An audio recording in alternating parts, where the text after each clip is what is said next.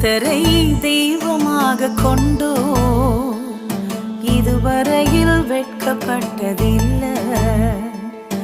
அவரையே ஆதரவாய் கொண்டோ நடுவழியில் நின்று போவதில்லை. வேண்டும் போதெல்லாம் என் பதிலானாரே வாழ்க்கை முழுவதும்